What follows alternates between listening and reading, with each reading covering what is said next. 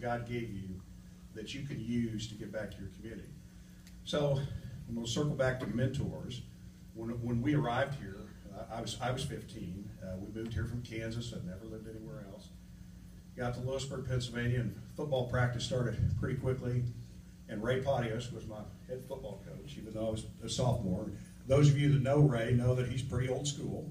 And but that somewhat rough demeanor as a high school football coach is camouflaging a guy with a great heart.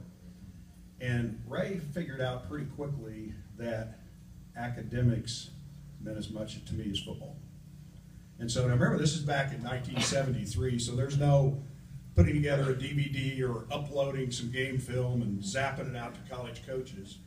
This is get out the 8 millimeter tapes, stick them in the regular mail, hope they got to the right coach, hope they remembered to send it back, and go through that process. And frankly, Lewisburg, being where it is in the state, is not on the direct recruiting path for every major college.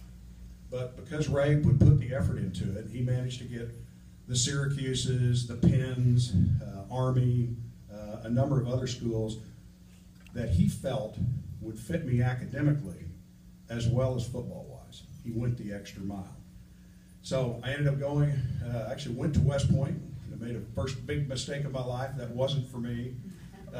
Left, came back, scratched my head, and went to Penn, and went to the Wharton School of Business. And my parents certainly played a big role in that, but Ray, look up here.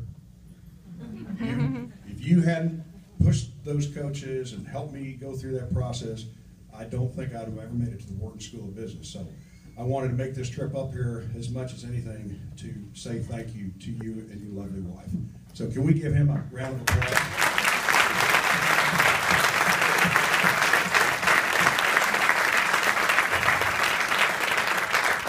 So, and I know I'm almost supposed to take 3 minutes, I'll make this quick. So the education part let me have the advantages to work for a big real estate organization, start my own real estate organization, have enough time to go after my real passion, which was to be a coach.